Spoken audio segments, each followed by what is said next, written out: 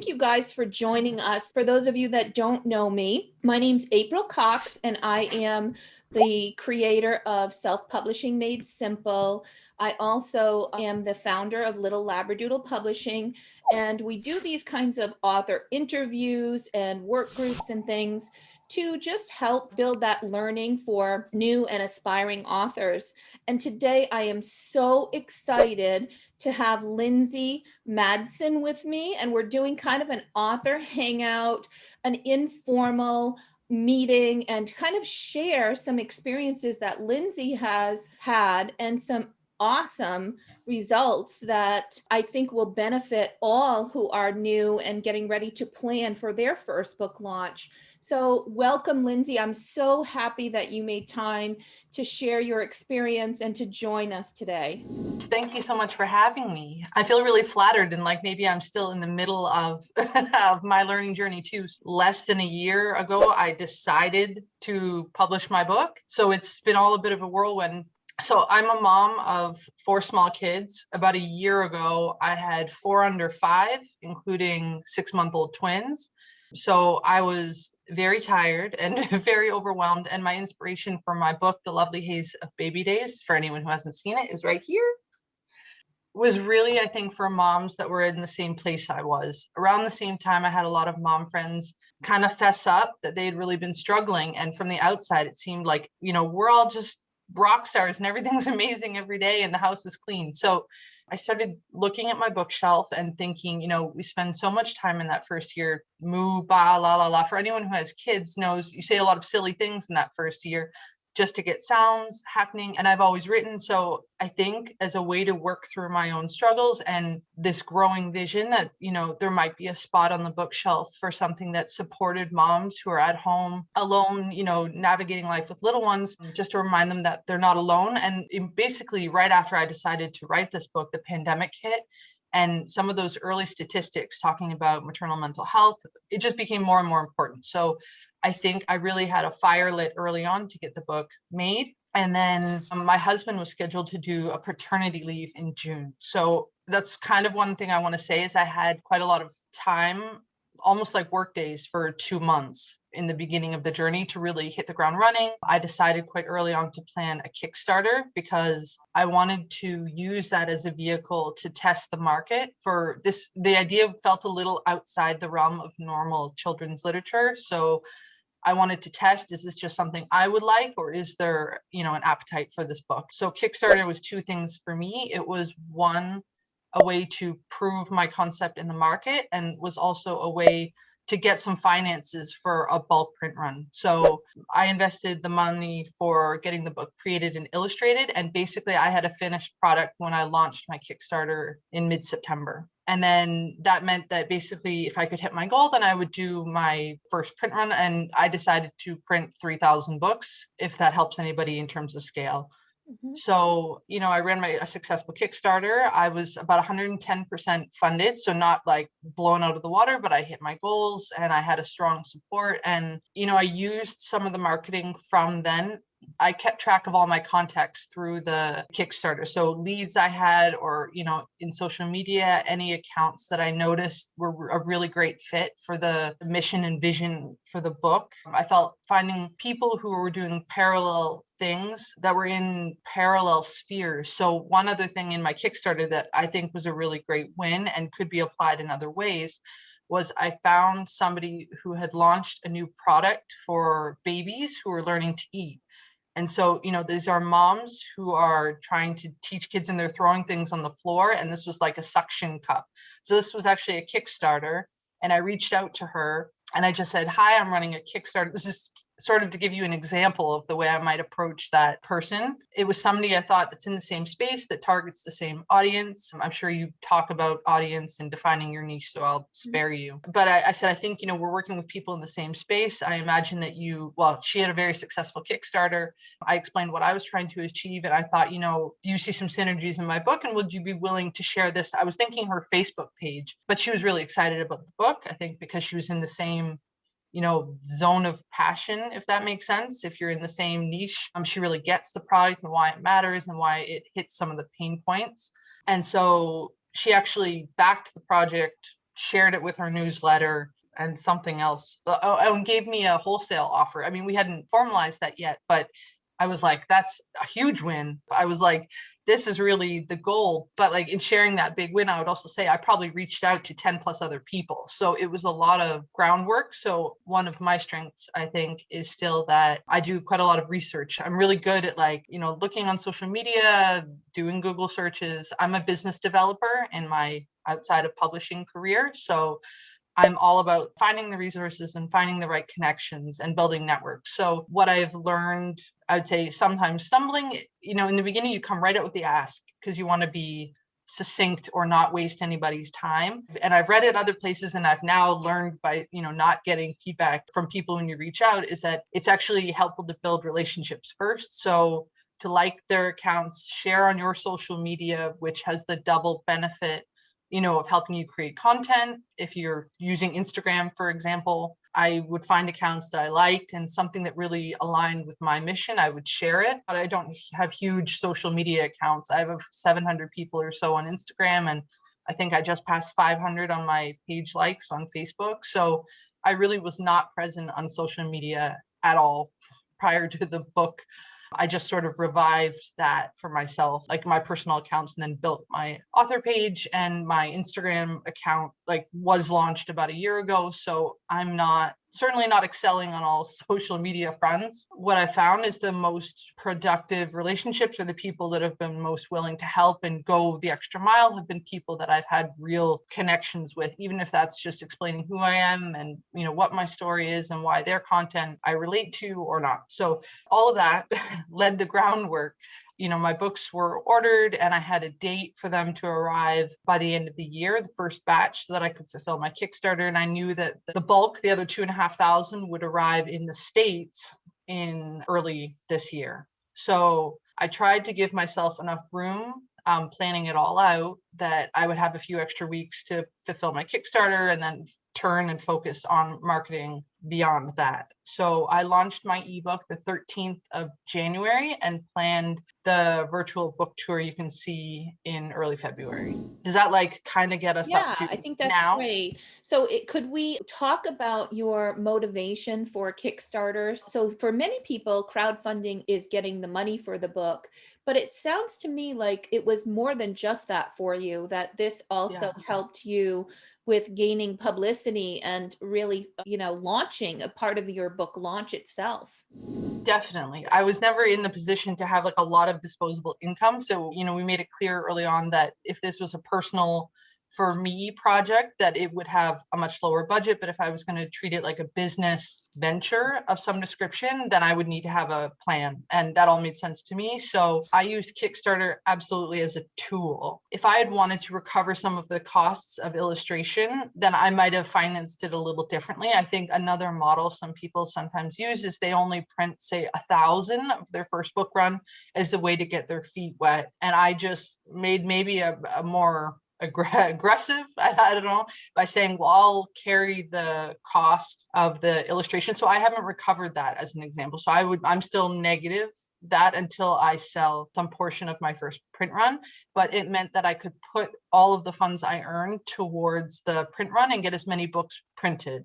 So my idea was thinking forward also, how many books will I want to have over the next year? Or you can never predict, I guess, how quickly you'll sell them. Mm-hmm. But rather than needing to figure out the financing of a second print run and then the timelines of that, I thought I would just simplify it to get more books. Yeah. So any feedback for those that might be interested or planning perhaps to use crowdfunding and Kickstarter specifically? Mm-hmm. Any lessons learned, things that you would want to share with the rest of the group?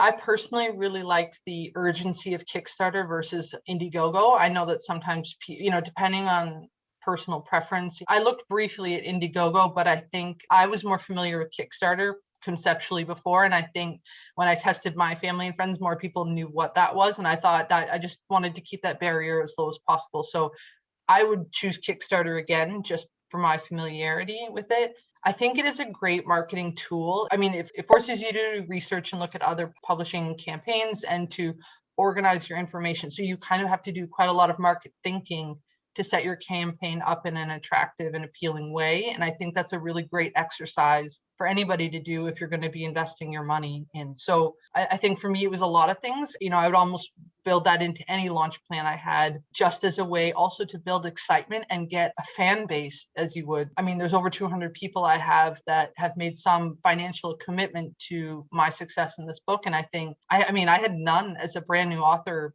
like newsletter zero before I started it gives you something to talk about, and it kind of creates a finite piece of your author journey if somebody's interested in it. And it is a lot of work. So maybe something I would say is I created a very aggressive timeline, because that's just how I am, to say I'll finish my book September 1st. I'll launch the campaign on the 8th. I'll run it for 3 weeks, and that'll be it.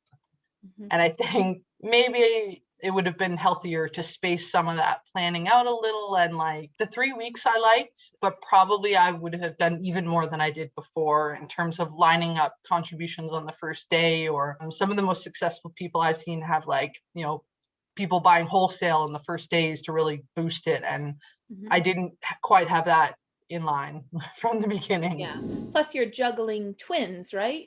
Yeah. At the Oh same yeah, there's time still as all 4 this is kids going on. in this story. Right. And new baby twins. So that's just amazing how we were able to do that. I'm going to just share a couple things here as an opportunity to show the types of things that you've done. So I have your Kickstarter campaign here. And for those that would like to learn a little bit more and take a look at some successful campaigns, I highly recommend going into Kickstarter and searching for Lindsay's project. It's called The Lovely Haze of Baby Days. Now, correct me if I'm wrong, but there's still an opportunity here for people to go in and order this book. If you click over to the campaign page, because I think you're at the updates, which only you can see because you're in your Kickstarter account. But if you go scroll down a little, you'll see on the left-hand side, there's somewhere it says campaign. That's campaign, FAQ. Yeah, yes. That's probably because I supported the book. Okay, good. Yeah.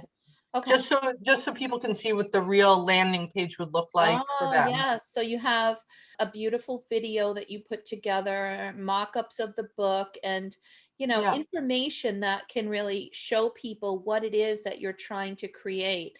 This is really beautifully done. I think it's important. I should have said this, but maybe the most important thing is to really create a compelling connection. So you're essentially going to have strangers land here. And the best thing, I think, some of us who got it funded was to create some kind of personal connection to them. So they would be like, oh, I get this. I get why this book matters, making people care about it. I love the thought that went into this too. Like even just, thinking ahead and putting this cute greeting card in there. I love it because people are gifting this book to new moms. So you really thought about what people needed. And then you could tell that you did a lot of your research ahead of time and you really did what that your readers would want or need. It takes some work for sure, figuring out the rewards that are simple enough, but also enticing enough for people, to go up to the next level. Could I ask you a question, Lindsay? Sure, go ahead. I happen to see that your most recent update, the ebook was free on Amazon. Did you send out your ebook or your hard books first? My ebook went out first. Okay. Because I had that available. So I kind of thought I want to give that out as quickly. Well, I think I timed it somehow. So I didn't make it immediate at the end of the campaign. I waited I want to say it was in November. And then my first books went out in December. And I don't know if this is a place to highlight a fail, and hopefully this will not be relevant for anyone else, but the logistics for me, the shipping is crazy. So I had something sent here to me in Denmark. And then I calculated all fulfilled the bigger orders. So people who bought 10 books, for example, or those will fulfill from here, or the mama bundles, which was, a bunch of different things for a new mom. And then single and double books made more sense for me to fulfill directly from my warehouse in the US. And they were supposed to be there in December. So I figured everyone would have everything by early January. And my books have still not reached the warehouse because they sat on a boat in overseas, and then they sat on a boat in LA, and then customs had it for a while. So that will hopefully not happen to anyone else, but it's real. And this urban legend that books sit on boats is true. Those are the things you just cannot plan. Yeah. And I mean, for anyone who does this, I really stress. I mean, I really stress thinking that these are people who have invested in me and now they're waiting. And, you know, I have this like list of the last people to get the books, and they don't matter any less to me than they do, you know, the ones who got them. So I wrote them and said, like, listen, I can't control this. And I just was very transparent about it. I said, I don't like it, so I'm willing to send them from here. And I didn't like guilt anybody about it. I just said, you know, like my plan was to do this. It makes the most sense for me to send it from my warehouse. However, if you're not comfortable with the delay, I'm not either, and I'm willing to ship them. And I didn't have anybody take that offer.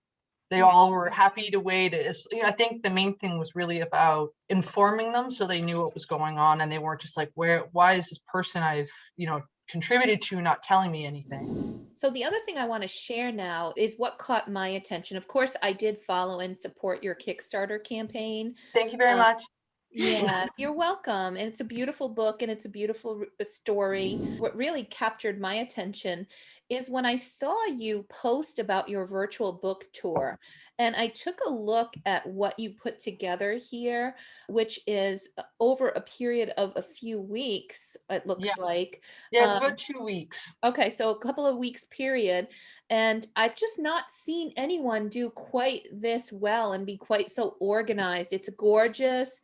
You know, you're sending people to your virtual book tour. I've seen you use this picture and, you know, focus on your book tour on your Facebook and social media. And I think that you've done an amazing job. And I would love to hear how you came up with this idea, what worked well for you in order to put this together, and of course, what lessons learned that others that are new and would like to do the same should also be avoiding. Sure. So I know you're connected with Lori Wright, and this was something she mentioned on one of her podcasts. I listen to a lot of podcasts because my hands are busy and I have kids, and so I throw something on in the background. And this was an idea that came up on one of her episodes. It sounded really intriguing to me as a way to get a very concentrated amount of marketing. And the way I approach most tasks in this is I do a little bit of research. So, you know, read from various websites. I've actually started compiling some of this in a blog post. So if that actually happens, I may share that with you. Oh yeah, that'd be great. Just because I tend to think somebody else is going to need this work. So then I just kind of collected different links that I read through about what a book tour is. And simply stated, you line up a number of events over a fixed period of time. I think it's a great idea in the moment, the current environment where we can't go to bookstores and sign things. It's a virtual way to create presence and digital footprint for you and your book. So I just thought it all made sense to me. I thought it was a great way to reach new audiences. I thought it was a way to get traffic to my book page. And for anybody who's listened to any of this, that I mean, the idea was to time it a week before my books were due in stock and a week after. So my big strategy was that I'll be building traffic and drawing people here, and they'll see that if I make any sales, I can do a pre-sale from my website. And then, when my Amazon goes live, then, people have been looking for this. They'll see my ebooks there. Maybe they'll check it out with unlimited. And then hopefully it would convert to purchases on Amazon and get those first numbers rolling. So that was the strategy behind it. But since my books are not in stock, they're not in Amazon, one of the biggest lessons learned that I think would be useful for you to think ahead of time is that you may need to adapt as you go along. And I mean, nobody's holding you accountable, so that's fine. I probably created a lot of stress for myself thinking I've laid out this miraculous plan, and now my books are on a boat, and that doesn't help anybody because we talked about a little bit before, you do lock these dates in with people. So it's not like I could just bump the whole plan, or else you kind of would be throwing the cards up. So I made a decision in my circumstances that I would sell books from my website. One interesting thing, and I don't know if you noticed, was that when I realized when I finally admitted to myself they would not be in stock, I was pretty stressed in the middle of this tour doing, all the social media things every day. And then I decided to make it an offer. So I wrote, to my audience, and I said, my books are supposed to be in stock by now. And I let all the future stops. I think there's still 7 or 8 stops on the tour. I said, I've decided to offer free shipping in the US and Canada. Books are not in stock yet, but they will be in a couple weeks. And if you're willing to wait, you can get free shipping. Just order it through my website. And I think in the first day, I might have sold 20 books. And I mean, that's a big number for somebody who's, 0 to 20 in a day. And then I think, my goals for the tour are really to generate content, as I said, create digital footprint. And I definitely feel I achieved that. I mean, I shared on the day and I reached new audiences because there's a page you don't see. And I would maybe highlight that as a useful thing I did that I probably created myself. It's a back page on my website that I directed participants. So the landing page you see in the public is like a nice, clean, only simple, but there's a page behind it that, is a little more information for participants, includes a hashtag and a reminder, please share, I'll share on my social media, please do the same for you.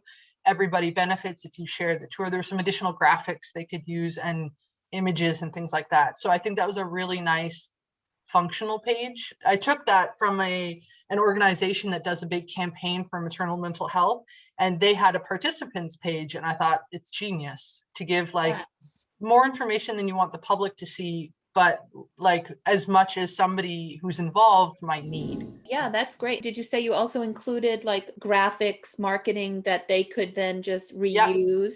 They could download. Amazing. So most of them just tagged it, like if it was an Instagram line, they would take their own pictures because that's what I wanted. I didn't want to just see the same graphic.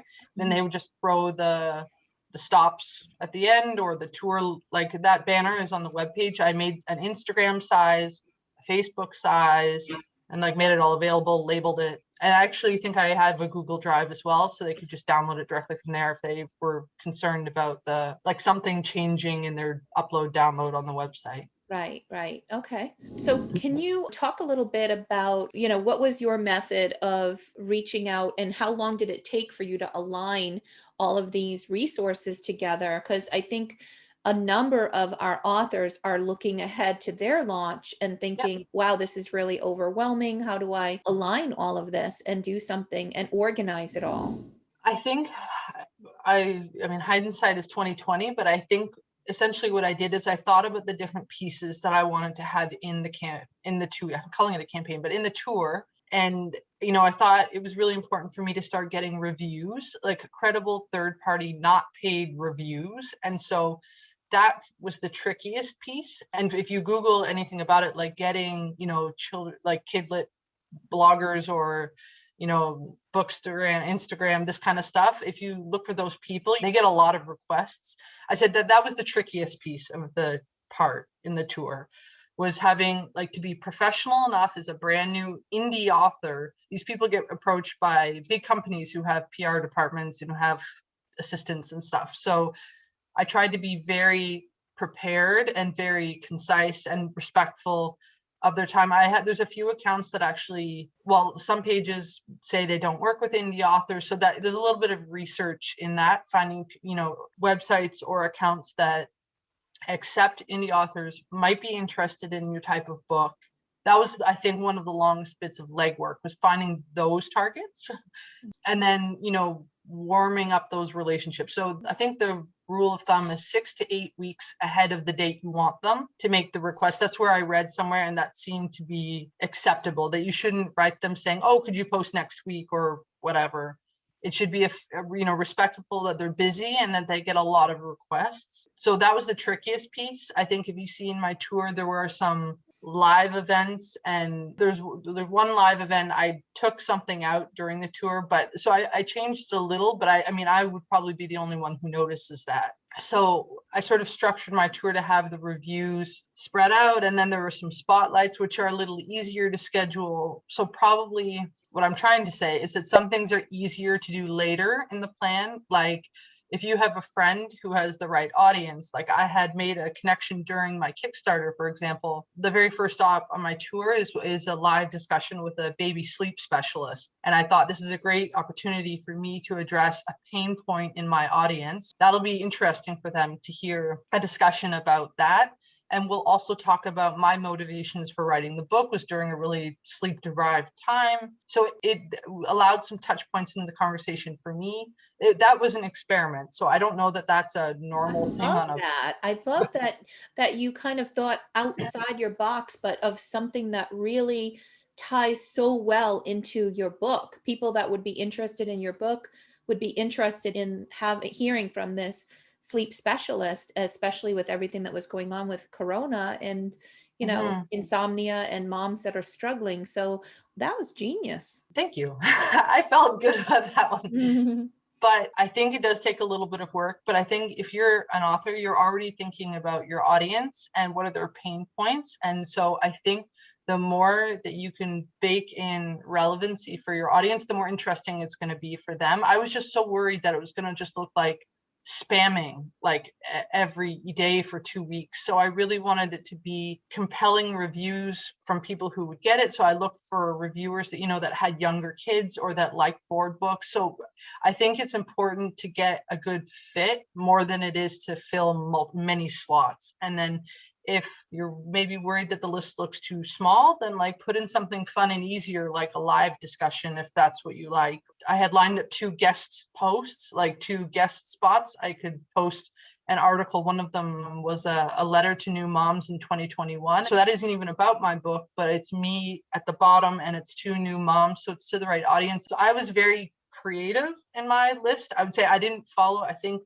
perhaps the normal framework is you line up a series of reviews over a period of time. And I looked at other people's tours as well to see what did they do. And I searched in Google, like children's book tour 24. And then once you find a company that hosts them, I would just click through some of theirs to see what are others doing. And of course, you don't know the back end of what works the best, but I thought, but I know my audience the best. So I know what might be interesting for them and what for me as a person, I would enjoy doing. And I think those are perhaps the 3 things to weave together if you're building it. At the end, maybe it sounds like a really big deal, but I think it could be shorter. Like I think they say somewhere between 5 and 14 days or something. So it doesn't have to be really big. And I also like the idea of spreading it out over a month. Maybe it probably depends what your goal is. If you want to take advantage of the whole month and not lose your mind, then maybe that's a good way to actually spread the juice or whatever you call it out. Right. Yeah. Especially if you're lining up your launch with like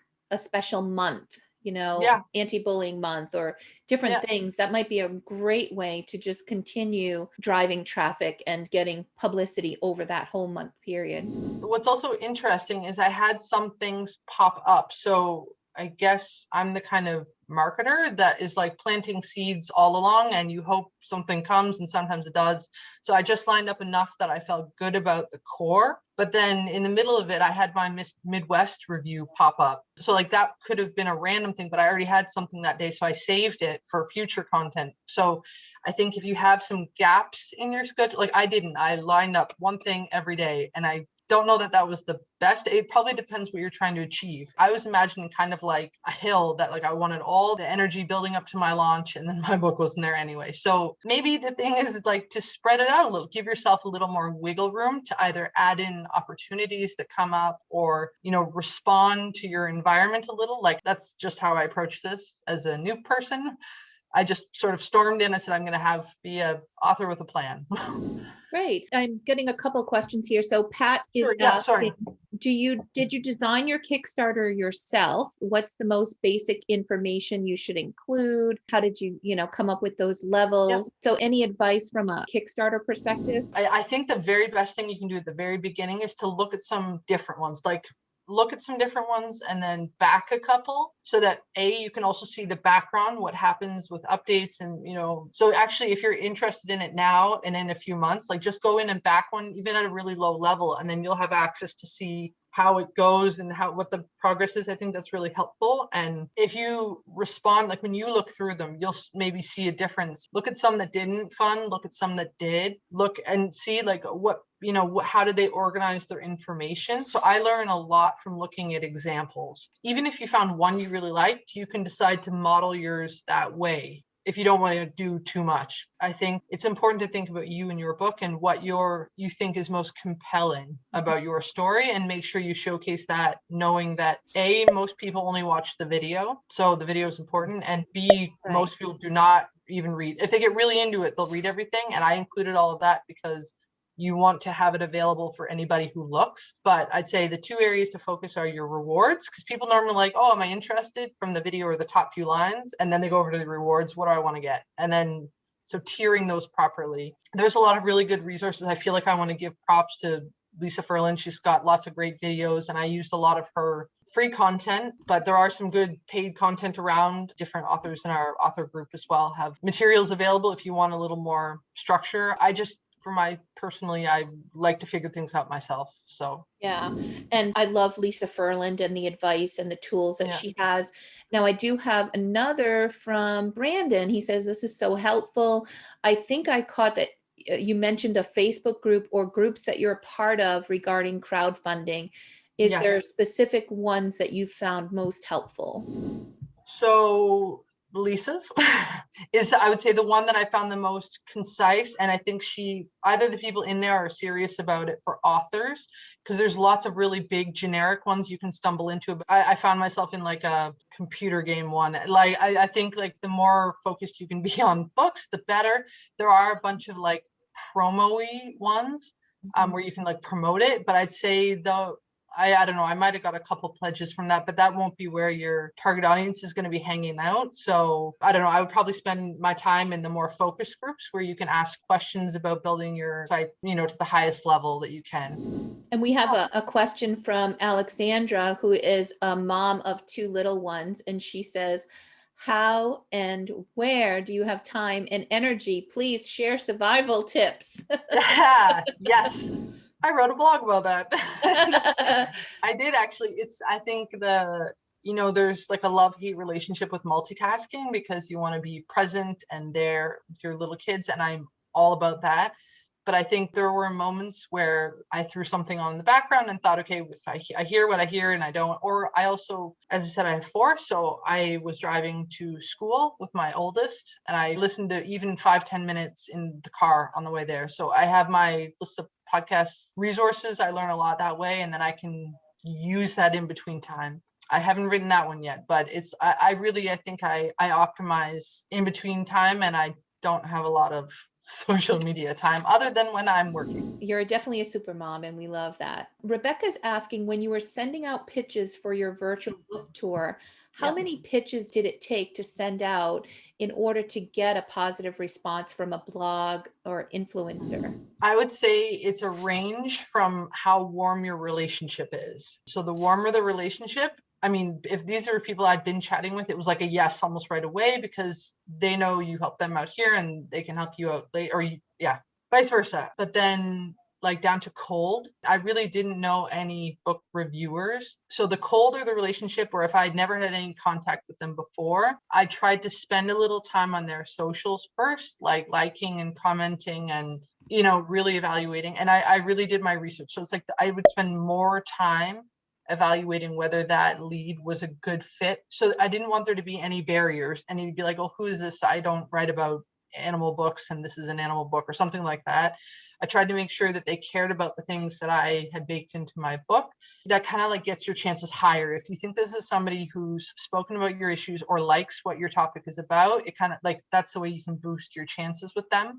There is one spot, I will give a disclaimer, that I paid for on my tour. That was another experiment, like to see if it performed differently. I paid one Instagram influencer who had about 50,000 new mom type audience, and I paid about not $100, less than that. That as a range, I know you can pay a lot of money for it. I wasn't interested. I think it was about $70 is what I think I paid. Canadian dollars, shoot, $50 US. Okay. Don't quote me on these, but it was not that much. It's not hundreds and hundreds or thousands. That was the other reason. You talked about my motivation to do it. I did not want to pay for a PR firm to do a book tour for me. I thought, I feel like I can do this. So the book reviewers, you do not pay. I think most of them, in my brand new experience, want to not be paid. I offered to send them a hardcover of the book. So when I made my pitch, I sent my email, which I was careful and thoughtful about, why it mattered for them, why their audience might want to see my book. I tried to keep it tight, like a very, brief, concise email, being respectful of their time. and I included the relevant information. So in those more formal pitches, I included the ebook. With that, again, no barriers. And then I also included something, a sell sheet. And I don't know if you talk in the group about that, but I included that. Again, I threw it together myself. Nothing has been professionally edited, but I tried to make it have the necessary information and the essentials. They tried to eliminate any of the essential questions they might have. And then I made the pitch. So I think it's not 10-1. Maybe if I approached 6 or 7 that I thought were a good fit, you hear back from two or three of them. Maybe that's high, but again, I spent time really grooming the list. I think you could do lots of pitches, but not spend as much time as I did on it. And so I think that made me have a higher, people would agree to me.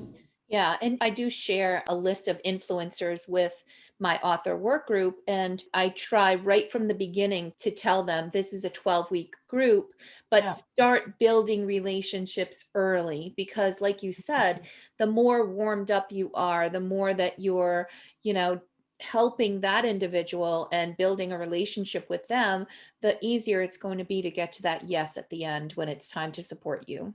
There's an influencer called Read with River who does book reviews, and she actually posted a little tongue-in-cheek story. I think it might even be in her highlights of because they get bombarded, I think, with pitches from authors. So I think it's important to stand out from that in a conscious, thoughtful way with your book. You want them to take you seriously, so take them seriously in the work they do for free, right? So right. She has a review that I mean, it's just some essentials about how to approach these people. And I think that's the very first thing is did you just follow them and then ask them for something? That's kind of, I mean, you wouldn't ask a stranger on the street to do it. So right. It's just a random thing I found and thought that's a really nice overview of how to approach this in a professional way. Yeah, the bells are going off in my mind that maybe she would be a good follow-up guest so that people can get that perspective of what are influencers attracted by, what are they looking for, and how can we connect with them better. So thank you. Thank you for sharing. She's a book reviewer, and there are lots of good ones. I think, I can't remember if I looked through yours, but I know Vicki Weaver, who you've had on here, I just looked through, because a lot of the authors names you'll see in the groups, they come, you can look on their accounts and see who are they following, and often stumble your way into book reviewers. And that was one way I found some different accounts for my book that were a great fit. Great. But searching hashtags is another one. So just pay attention to what hashtags and then see who is posting in there. And do you have any suggestions for new authors that are just getting started on their journey? And you've been through it once and, but they're excited. They've got this story and they're just starting. Any motivation or inspiration that you can offer for them? Yeah, I think, and this was one of my takeaways from the tour as well, is that you should have fun and just experiment a little. And maybe this is more my issue than anybody else's, but I went into it thinking there's a formula and there's an A plus B equals selling books. And I think the reality is that your story is different than other people's, and also your circumstances.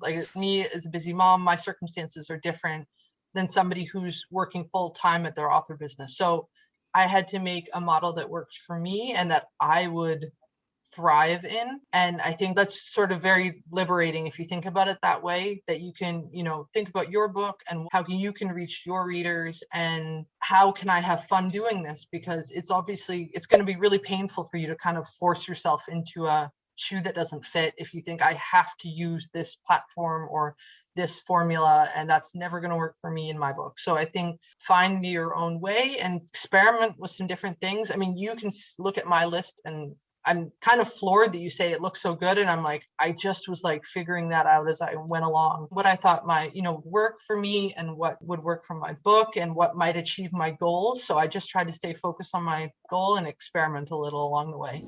Yeah, I think that's really great. There is no one size fits all for this. And every marketing plan is very different. And so as well with our course, when I talk with people about creating their marketing plan, it is a very personal thing. And we talk about all different options, different things they can do, but they themselves have to decide, are you one that's going to focus on virtual meetings? Are you looking for events to do? How are you going to get the word out about your book? And you're right, it's a very personal thing. And sometimes it takes a little while to figure it out. So just, yeah, I love that. I keep trying. And that's really great inspiration for others. What would you do differently if you were starting now and planning for a brand new book launch? Hmm. Probably give myself a little more slack in my timelines. I am somebody who's like mind over matter, I'll just make it happen. But give yourself a little wiggle room also so that you don't get overwhelmed by the pressure. So I think it's great if you like spread it all out or have it figured out ahead of time. So, but at the same time, it's the opposite of your question. But I think something I did well was to adapt. So, in those circumstances where something was going sideways, to just try and put a good spin on it or tell a good story about why it's a miserable fail, and people will like that too and help you. Actually, I was going to say that the day I announced that my books were not in stock and I was miserable, and instead of crying on the couch all night, I was going to make a sale. A lot of people that I had said, "Oh yeah, I'm going to buy your book when it's on Amazon or something," they stepped up and ordered from my shop that day. Yeah. Oh, it's silver linings. Yeah. There you go. They're always there. Yeah.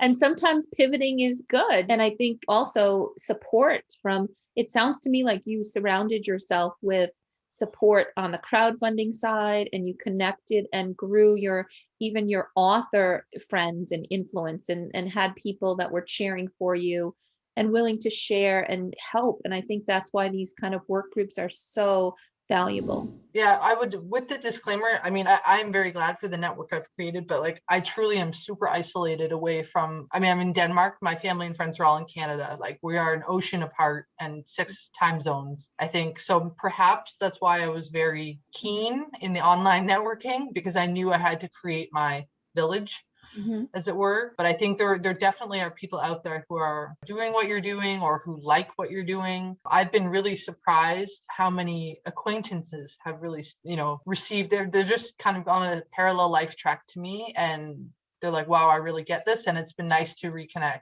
and meet new people. So yeah. On your virtual book tour, where it says that you had a review, does that mean that the influencer is posting that review on that day? Is it a live that you're doing? Very logistical thing I probably should have said. So it depended on who was doing the review. So some people had very well established pages where they post a review, and then some copied that to social media, some linked that to social media, and then they would always tag me in it. And then the idea is I would share that with my network. So then that way, whoever I share it to, they would click a link perhaps, or the person, and go back to their website. So it was a way to direct traffic to that review. I had one reviewer who just does like a very long form Instagram post. So she uses her Instagram account as a review page in a way. And then they, essentially take their own pictures and do the review that way. Actually, if you click through, all the links link to the review. Okay. So if you click on my virtual tour, you can see like I did that afterwards. And that was a recommendation I'll throw on. Is to, as they weren't links ahead of time, but then each day I went and live linked. So people might click and be like, oh, what was this on the other day? And they know they can click through to the other ones as well. Now it's a whole bunch of content, and you can see what the review looked like. And essentially you can also look at who reviewed my books and if it was a good fit for you too. Do that the same on other reviews. Look for, comparable books or other people who did tours that might have a similar audience to you, and then look at their book tours. Yeah. So the whole idea is planning ahead, scheduling a time, and allowing that influencer to create the review, put it aside, and then, that everything's going to be posted on a certain date, and we're going to have everything come together instead of being all spread out. It's a way of building up, because once you start seeing things on social media, and it's, it takes, I think they say 7 times or 9 times before something registers with you. So if you start seeing Lindsay's book, and you're seeing it on Facebook, you're seeing it on Instagram, you're seeing reviews posted, and things are constantly coming up, it will drive people to take action. So I love the idea of what you've done. And I know it's not, you're not the first to do it, but I think what you've done has been just so creative so well organized, and just kudos. I really wish you the best for your book sales. If others want to reach out to you or to support you and purchase this lovely book of yours, where can they find it and how can they reach out to you? I do have a website, and that's the place I direct everybody to for purchasing a copy. I'm sure everybody knows that's the best place. It will be available on Amazon at some point in the near future, but depending where you're located, I have copies in Europe. I just think shipping kind of sucks from here. But what I'm doing is I'm trying to figure out a way now that people will be able to, well, hopefully it'll be in stock soon, so this won't even be a thing. But the idea was that people could make a purchase and then it would just be dispatched later. Like if you're willing to wait another week or so, if you're not in a rush. I'm also active on Instagram. Is probably my favorite social media place to be. And you're welcome to reach out to me on probably Instagram, like in a DM is the most likely for me to see somebody who I'm not connected with already. Okay. And just for those that are listening, it's lindsaykmadsen.com. Yes. And this has It's been all linked actually from there. If you just include the website, everything's linked from there because my Instagram is at themadsenlittles.com or not.com, but you'll find everything on my webpage. okay. Well, this has been absolutely fabulous. Thank you so much for taking time out of your very busy schedule. And we really appreciate you and hope that sometime we'll be able to follow up and see how things went. Yeah, thank you for having me. And please feel free to send, I'm super busy, but I can do my best to answer questions if you have them specifically about the tour or something else I've done. Okay. Thank you, Lindsay. Thank you, Bye-bye. everybody, for joining. Have a wonderful day.